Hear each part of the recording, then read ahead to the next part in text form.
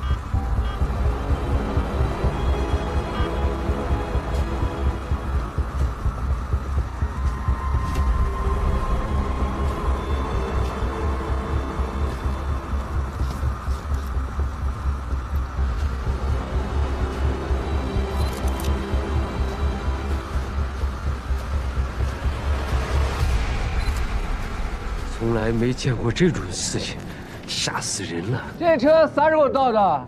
一直在这儿吧5点半，那宋梅的车。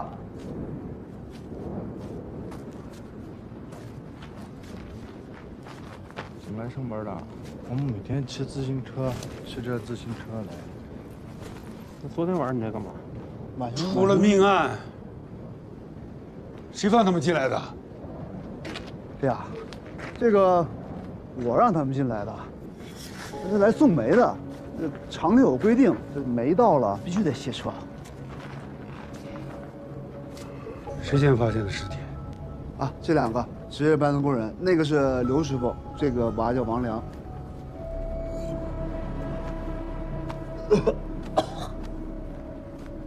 那几个是干嘛的？那2个穿工服的是来接白班的工人，另外那2个是拉煤的司机。说说你们站里的情况。我们这个供热站呢，算上我，一共是7个人，6个工人3班倒，都是我带班。那昨天晚上呢，就赶上这个刘师傅跟他徒弟，他们2个值夜班，站里呢就我们3个人。到了早晨出炉渣的时候，突然就掉出个尸体出来。外人能进来吗？外人进不来。这个大门啊，我是从里边锁的。钥匙呢，只有1把，一直在我这儿。平时晚上10点，只要夜班工人接了班，我就把门锁上。不过昨天晚上我锁门晚了点，大概11点锁。为什么呀？一个锅炉房用得上这么严吗？主要是怕丢煤，这周围好多人啊，舍不得装暖气，就靠着弄点煤回去烧炉子取暖。这严重的时候拉了一车煤，能丢大半车，丢了煤这些损失都得我们自己赔。外人不让进来，里面的人能出去吗？不能，不让出。这以前发生过夜班工人溜出去喝酒，炉子都灭了。而且偷煤这事儿也发生过站里人干。你咋能保证钥匙只有1把呢？新锁买回来只留1把交给站长，其余的就当众销毁了。我们周围几个站长交流过经验，都这么干。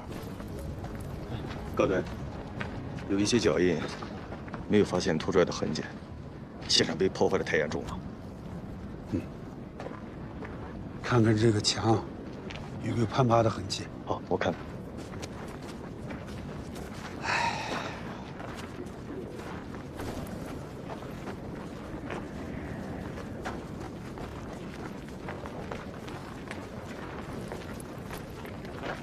葛队，尸体烧毁的太严重了，初步判断是个女的。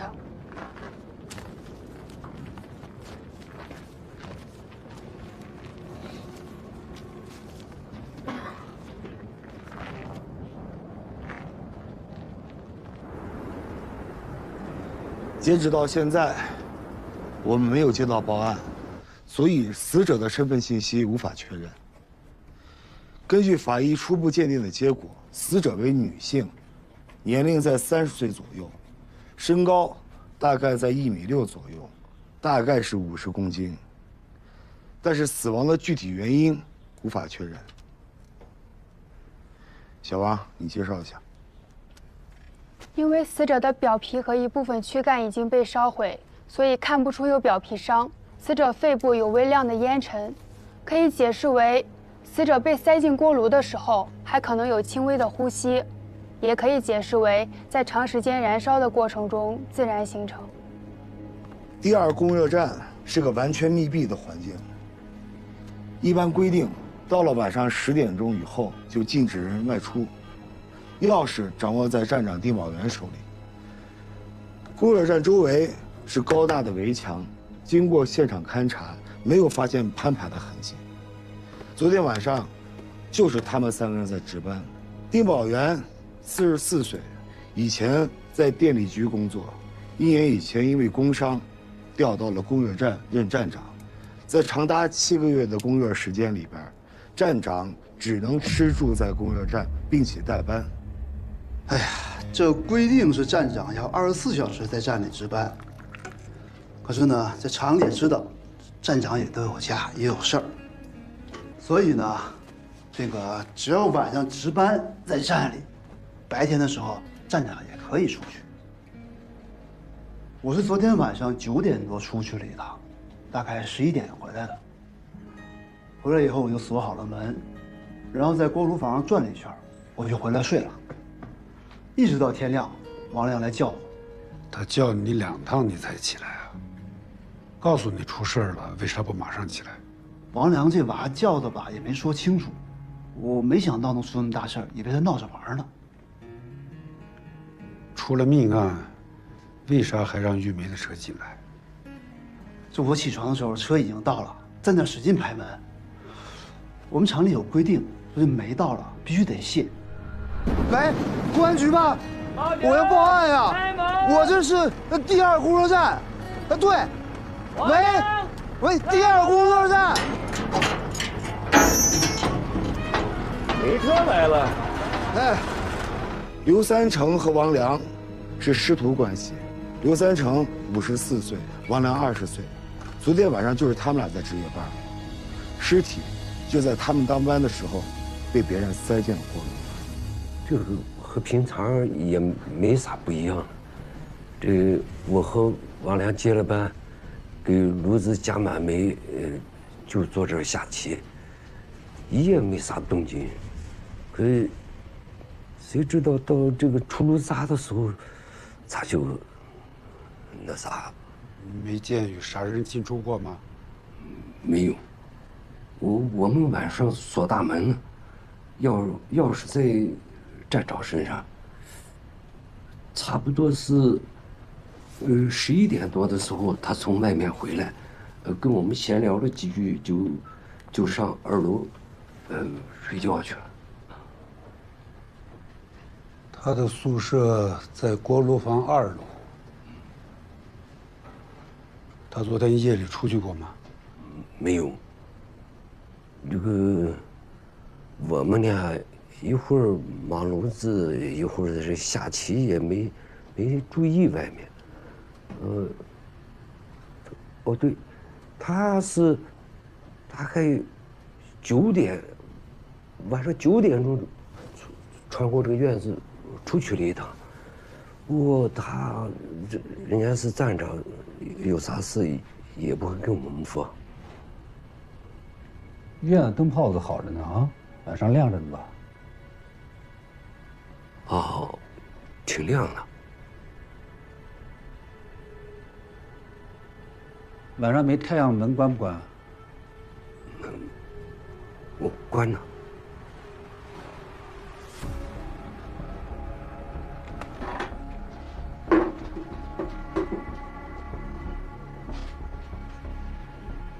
你坐哪边？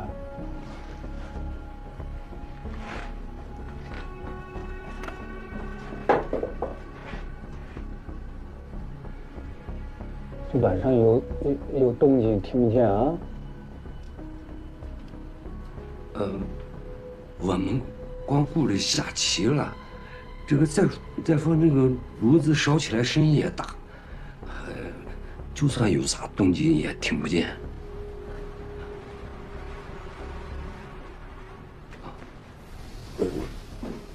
我做出来。下了几盘？ 3盘。赢了吗？输了？赢了，你赢了几盘？赢了3盘。输了3盘你。你师傅吧？不行。锅炉的进煤口太小了，尸体只能从后扎箱塞进锅炉。我们做过实验，要想打开后扎箱，把一具100斤左右的尸体塞进去，在锅炉里转一圈，是需要一定的技巧的。内部人作案的可能性非常大。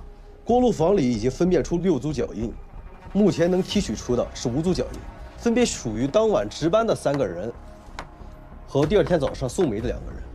据他们一致说，发现尸体后，王良叫起了丁宝元，丁宝元跑进来查看了。这时候运煤车来了，运煤工人听说掉下具尸体来，也跑进来看热闹。现场勘验证明了他们说的这个过程。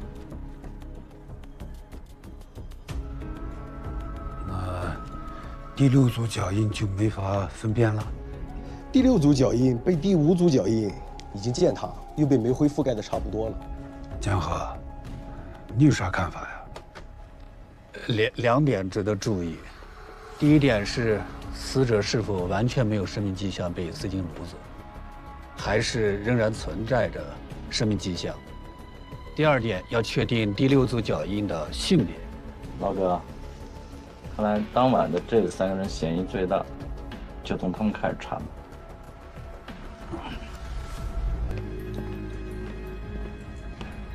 师傅，我这腿都快跑折了。咋样？死者的身份查清了？没有啊，我这一大早跑了10个街道居委会，都没有报案的。你应该是独居。你咋想？咱们常住人口2.2万人，一个家庭要是2、3天没发现少一个人，很奇怪，所以我判断是独居。葛队长，这位阿姨来报案，说她寡居的儿媳妇失踪了，叫陈冲。后来的 DNA 证明死者就是陈春。我们正准备对他的行踪和社会关系进行调查的时候，突然发生了一件事儿。什么事啊？丁宝元跑了。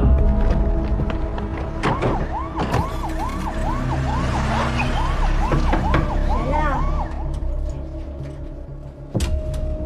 你好，我们是库鲁县公安局的，丁某元在吧？不在。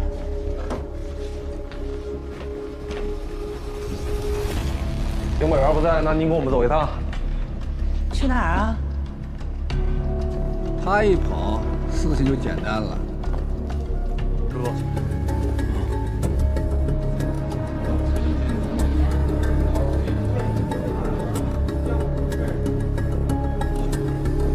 就是那种见过。这个人见过吗？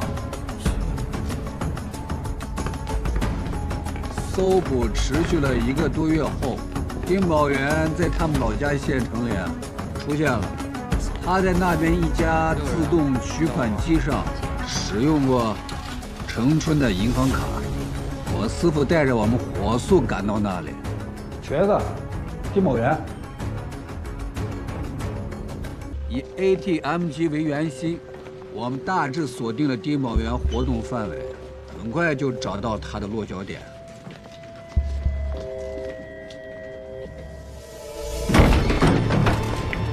注意到！别动！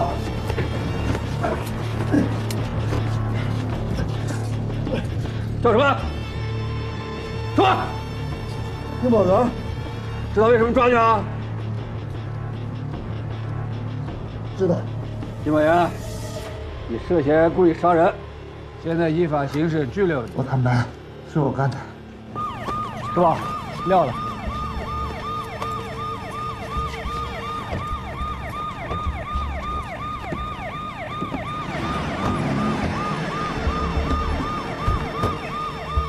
案件至此就算破了，我们移交检察院。半年后，丁宝元因为故意杀人罪被提起了公诉，判了死缓。在整个的案件审理期间，他没有改口。案子过去8年了，他也从死缓改成了无期，又减成了20年。今天突然说人不是他杀的。刚才跟你说了，他是在判决生效的第2年就开始申诉了。案子审理期间为啥不否认呢？你是在问我吗？我问这件事情。我是晚上10点多回到了站里，到了山里，我就看见煤堆那儿站了一个人，鬼鬼祟祟的，我以为他是偷煤的，想教训他一下。我就走到他身后，拿起旁边的铁锹，使劲打他的头，他一下就倒下了，不动了。我上去一看，才知道是个女的。我又试了试，好像没气儿了。我当时特别害怕，我就背着她进了锅炉房，塞到了杂箱里边。我就想教训她一下，但我没想打死她。我这也是为了保护回家财产呀。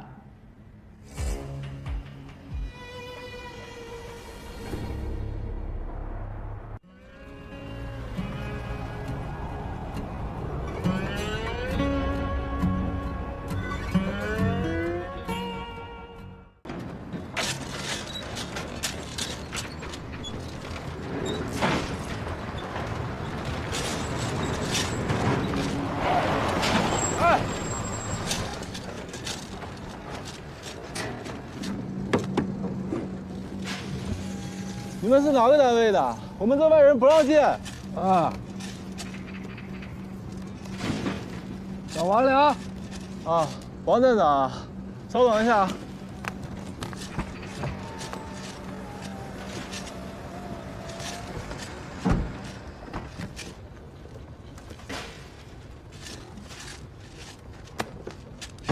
这个厂有多少人呀？当年2300多人，现在就不知道了。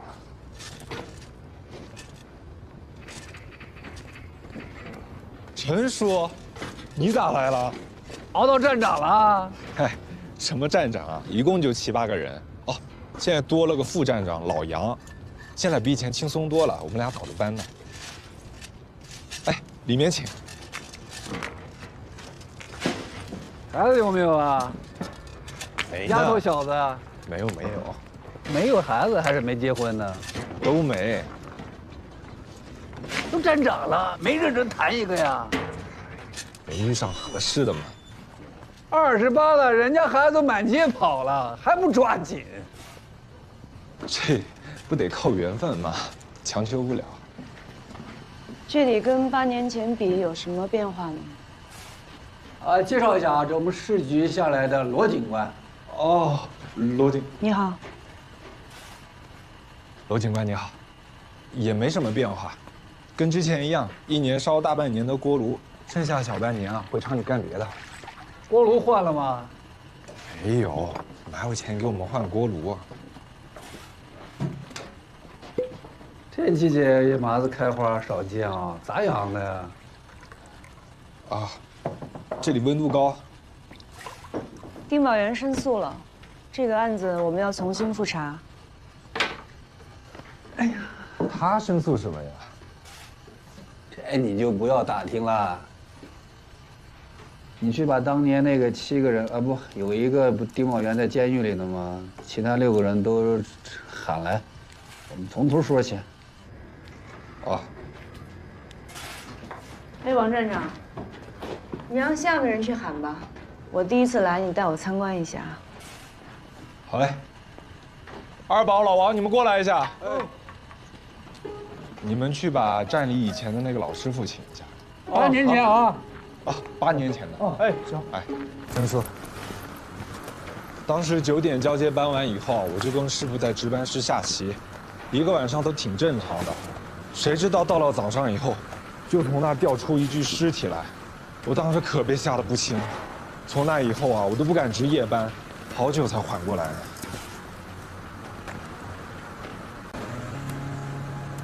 哎，这什么东西啊？啊，装煤机，只有一次性啊，把煤装满了以后，它15分钟就会自己喂一次，5个小时都可以不用管它呢。那你还说你们领导不管？是领导啊，我们自己弄的。谁弄的？我随便弄的。你呀？啊。我就是不识字儿啊，没上几天学，本事大了。王站长。罗姐，叫我王良吧，别叫我王良，这个门位置变过吗？哦，没有。我看当年的案宗，案发当晚，这屋里屋外的灯都一直亮着。哦，这只要装着煤就亮着灯。哦，那就奇怪了。从这个门到值班室，不到20米的距离，有人背个人进来，你们就没有人发现吗？我当时也觉得奇怪。我是背对着门的，我师傅虽然是正对着，可我们当时的心思全在下棋上呢。他一连输给我3把，都输急眼了。输赢挺大呀。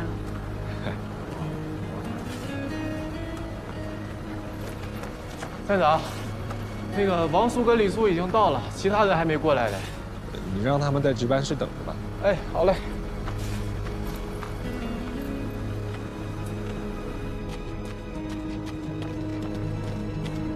哎，刘师傅来了，都在值班室呢。哦，哎，王良呢？哦，站长，锅炉房呢。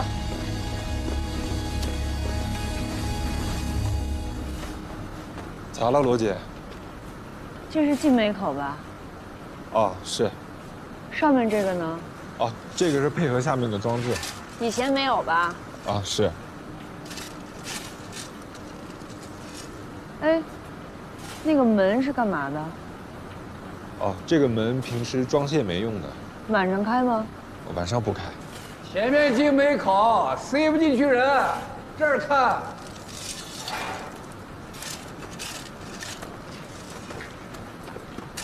这个煤从前面进煤口进去啊，最后都得调到这个后闸房。王良，打开看看，给罗警官。啊。啊，给我看看。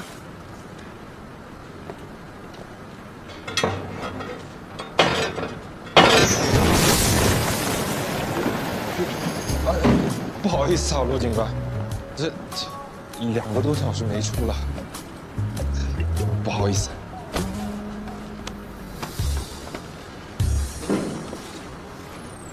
开后闸箱是个技术活。没事吧？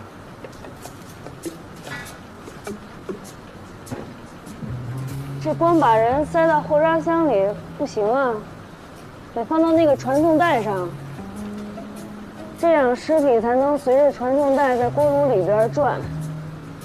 当年我们这个时间估算过，这煤从进煤口进去，调到这个传送带上顺时针转一圈，时间需要1个小时45分钟。要是从后闸房塞进去，那得顺时针1圈，再调到后闸房来，时间超出1倍。那就是3个半小时。当年凶手可能不知道这锅炉炉温不够，3个半小时只能把尸体烧成半截焦炭。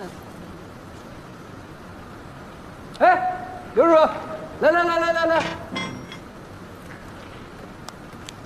当年那几个师傅之一刘三成，刘师傅，市局的罗警官。您好。我们这次来啊，是把那个当年那个案子啊，要再查一下。你跟罗警官好好说。说啥呢？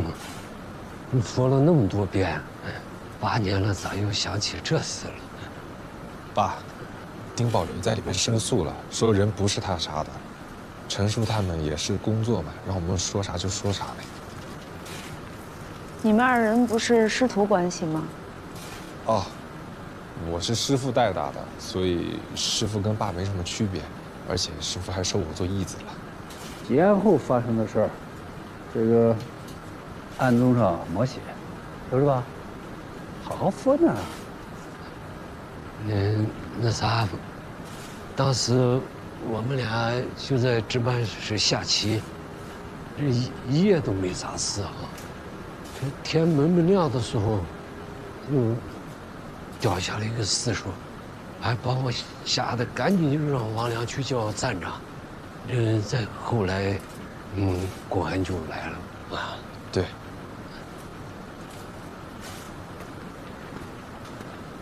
王良，你跟我出来一下。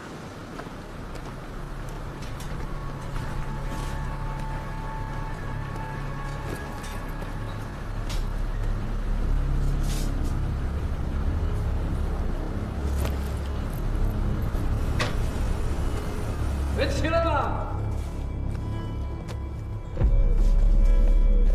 差个李师傅就到齐了，催还是？啊，行。二宝，小罗，叫我干什么？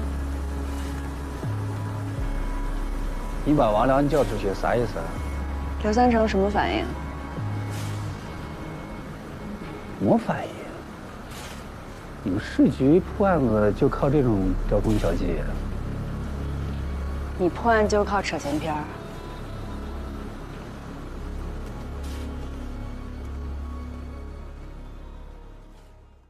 王警官，想问啥问啥。大家平时上班都穿工装吧？对，都穿大的灰。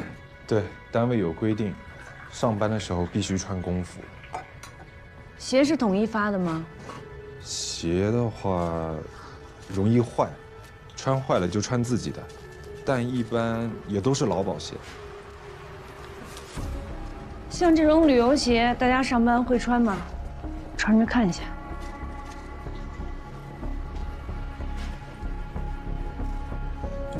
这鞋不便宜，谁穿值了是吧？干活是干这么好的事哦。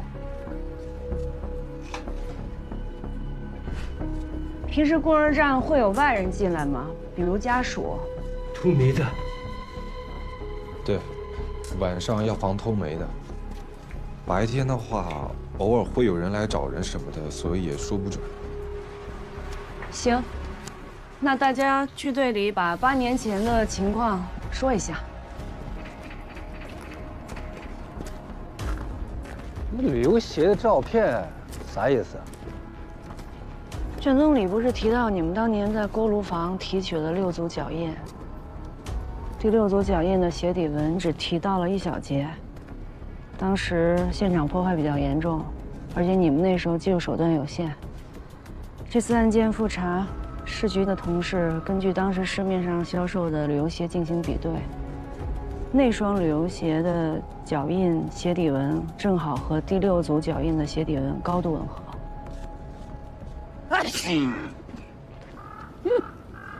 能确认吗？哦，痕迹太少，鞋码和男女款不能确认。白说。工人们说了，不能穿旅游鞋上班，那就说明当时有外人进入供热站了。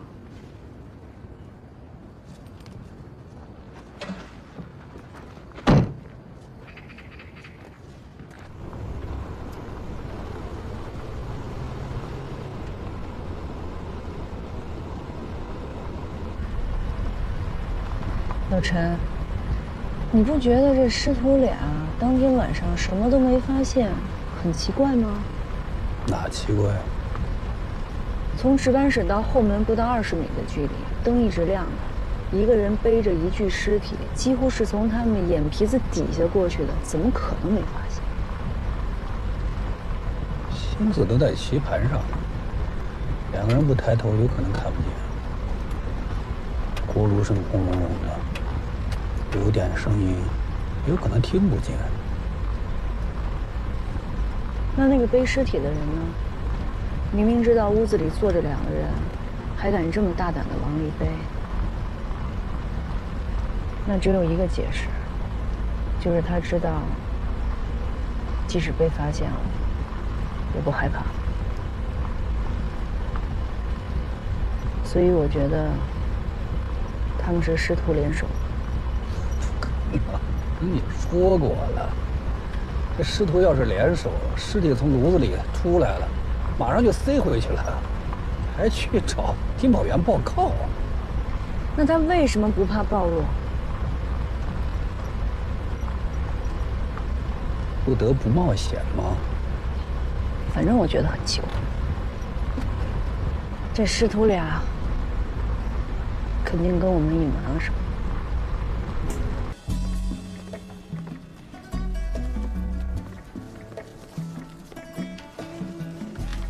老马，库鲁你熟，说说刘玉玉的情况。这案子当年是你办的，你都比我清楚啊。说啥呢？我离开库鲁7年了，谁清楚啊？也是，刘莹莹当年在省城上大专，回到咱这儿，就在县医院当了护士。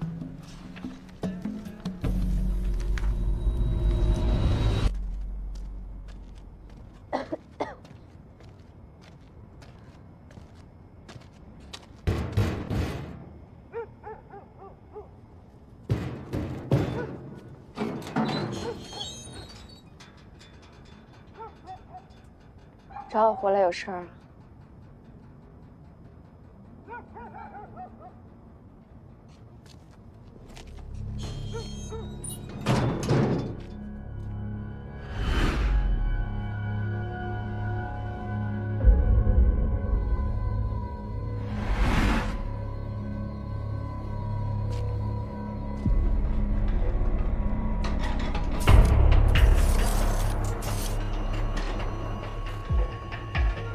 有什么话说吧。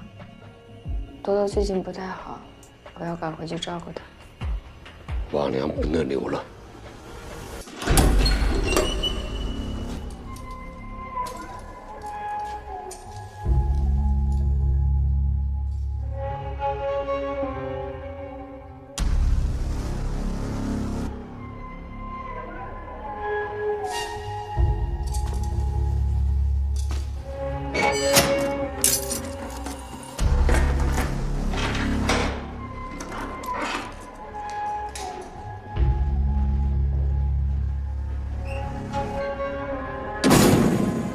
姓名？丁宝元。年龄？52。现住址？纳车监狱205号监室。丁宝元，你一直就指控你的罪名进行申诉，本着对案件和你负责，我们要复查这个案子，现在对你进行问话。丁宝元，你说当年的案子不是你干的，那你把你当天的行动轨迹给我们陈述一遍，不要有任何的隐瞒和歪曲。是。那天下午，我到厂里开会，因为散会的比较早，我就想着顺路回家吃晚饭。可到了家，家里没人，我这晚饭也没吃成，我就回到了站里。路上在家小店吃了晚饭，还喝了点酒。到了站里之后，我就跟当班的工人在一起玩牌。晚上9点多的时候，我老婆给我打电话，说知道我回家了，她不在。她出去买东西，碰见了二溜子马进财。马进财对她耍流氓，对她又搂又抱的。我一听就火了，我就借着酒劲儿去找马进财了。可我找了他1个多小时，也没找到他。我回到站里，应该差不多11点了。我到了站里，我就把门锁上了。你确定你锁好了吗？确定。这里锁门是我们站长值夜班最重要的工作。我锁好了门，然后我在院子里转了一圈，就到锅炉房，和刘三成、王良，我们聊了几句。聊几句，是聊了几分钟？5、6分钟，7、8分钟，反正没有多久。我就问了问，没什么情况，然后就回到值班室睡下了，一直到天亮，说发现了尸体。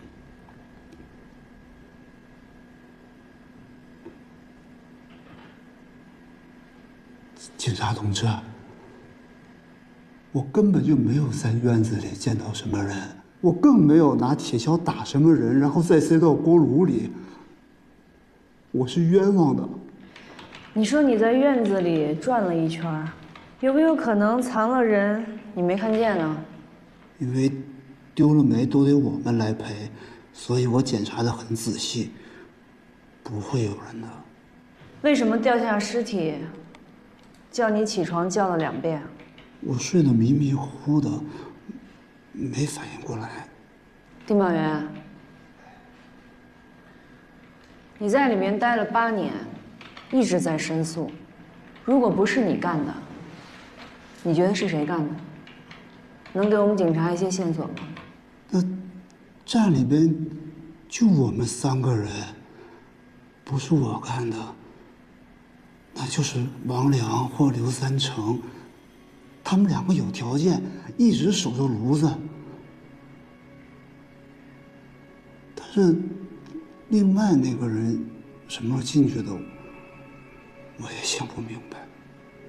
你认识死者陈春吗？不认识。想好了再说。陈春是个寡妇，又在大街上做生意，还和婆家打过官司。她在我们那儿挺有名的，我知道她。不认识。确定吗？确定。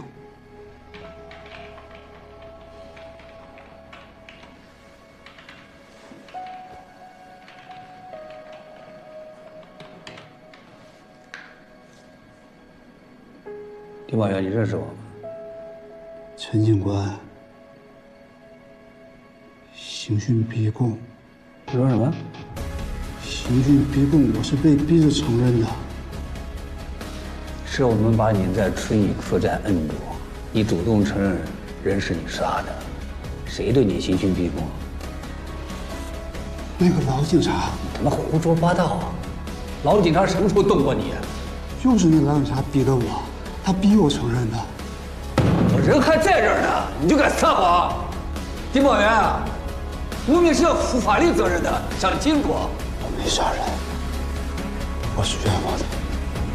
没杀人，我是冤枉的。老陈，你怎么生这么大气啊？你总污蔑我师傅。有没有可能葛队是在你没看见的时候？你啥意思啊？你眼里我们小地方警察啥都敢干是不是？你了解我师傅吗？我们队里有一个警员干了15年，就因为打了嫌疑人一耳光被葛队处分了。丁宝元所有的审讯都有录像的，查吧。丁宝元这2口子感情还真不错，他在里边8年，他老婆也算有情有义了。可这孙彩云为什么要嫁给丁宝元这样一个男人？你是想说为啥嫁给一个瘸子是吧？丁宝元的老婆子孙彩云是从骆车出来的。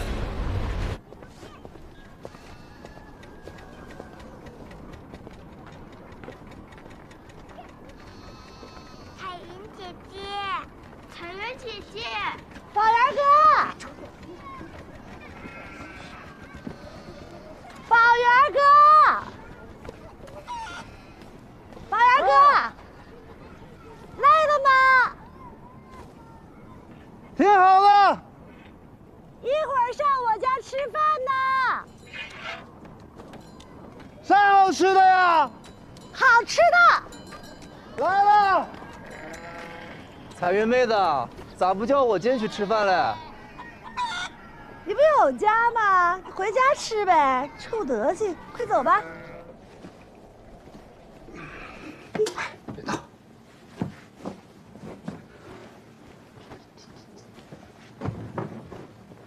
大元哥，你这回回城里，把我也捎上呗。你这不挺好的吗？到城里干嘛呀？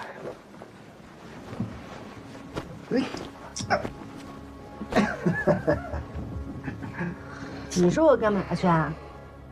你这什么都不会，到城里怎么活呀？我什么都不会，会的多了。我不会缠着你的，我会写字儿啊，我还会算数，当个服务员总行吧？带我去吧。